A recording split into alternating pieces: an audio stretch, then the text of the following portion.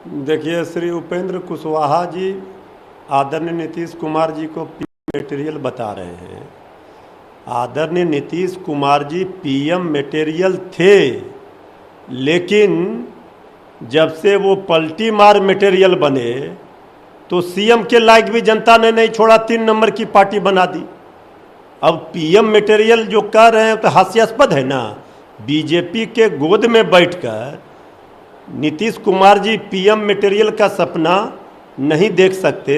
JDU के लोगों को रह रह कर कीड़ा काटता है और वो नीतीश कुमार जी को पीएम मटेरियल बताने लगते हैं। नीतीश कुमार जी में अगर थोड़ी भी समाजवाद की विचारधारा का अंश जीवित है तो आज भी उनको बीजेपी का साथ छोड़ना चाहिए, बीजेपी के गोद से बाहर निकलना चाहिए। नीतीश कुमार जी को सीएम भी नहीं बनने देना चाह रही थी बीजेपी, चुनाव में जो खेला उन्होंने किया था।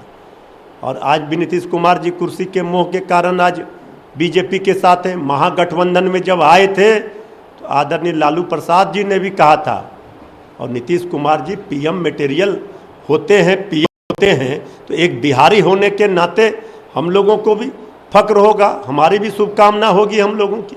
लेकिन अब तो उन्होंने जो पलटी मार राजनीति की, इससे उनका यूएसपी पूरी तरह से खत्म हो गया। अब बीजेपी उनको कहीं का नहीं छोड़ी, कुर्सी के मोह में उन्होंने पलटी मारी। लेकिन आज अगर वो महागठबंधन में होते तो निश्चित रूप से एक चेहरा हो सकते थे। लेकिन अब जेडीयू के लोग इस तरह की बात कर रहे हैं बीजेपी पर दबाव बनाने के लिए। अब कहीं कुछ नहीं है, इसलिए जनता ने सीएम मटेरियल के लायक भी अब उनको नहीं समझा, इसलिए 3 नंबर की पार्टी हो गए वो। संसद में पेगासस पर बहस से क्यों डरती है सरकार? आप क्या छिपाना चाहते हैं? हम संसद चलाना चाहते हैं, लेकिन आप ऐसा नहीं चाहते हैं। आप केवल बिल पास कराना जानते हैं। क्या यही लोकतंत्र है? अपने विचार रखने का मौका नहीं मिल रहा है? असदुद्दीन ओवैसी ने यह बात सरकार के बोला। देखिए, भारतीय जनता पार्टी सरकार की हिटलरशाही और तानाशाही रवैया से सब उब चुके हैं। जो विपक्षी पार्टियां हैं, विपक्ष की आवाज़ को ये सरकार दबाना चाहती है।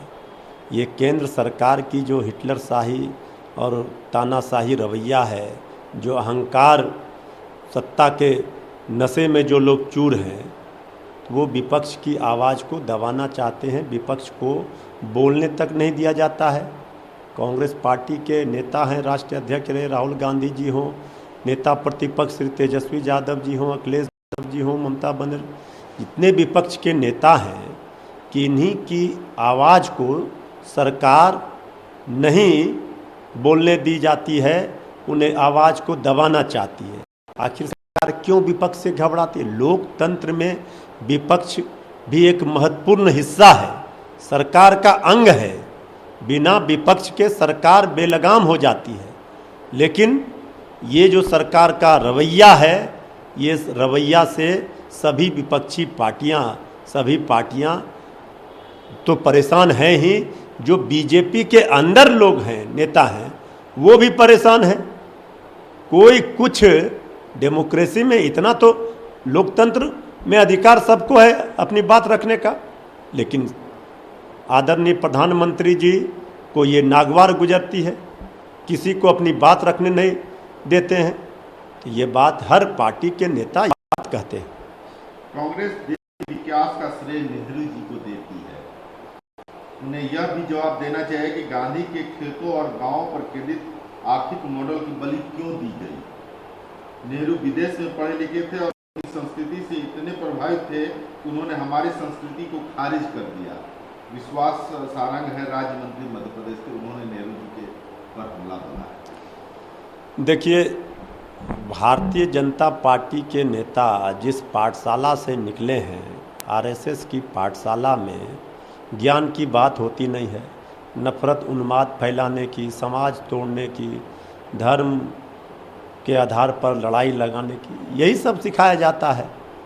अब नेहरू जी को अगर बीजेपी के कोई नेता कहते हैं पर सवाल खड़े करते हैं तो आश्चर्य होता है कि नेहरू जी हों, गांधी जी हों, जो पुराने रहे हैं स्वतंत्रता सेनानी हों, चाहे देश के पहले प्रधानमंत्री थे, उनके फैसले के कारण आज देश 70 वर्षों के बाद भी सीना तान कर खड़ा है।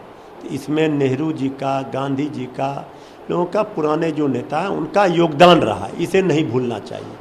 उनको ज्ञान की कमी है, इसलिए वो बीजेपी आरएसएस के पाठशाला में जो शिक्षा उनको मिली है, इस कारण से वो नेहरू जी पर सवाल खड़े करते हैं। नेहरू जी को 125 करोड़ देशवासी जानते हैं और उनके लिए गए फैसले का आज भी देश को लाभ मिल रहा है।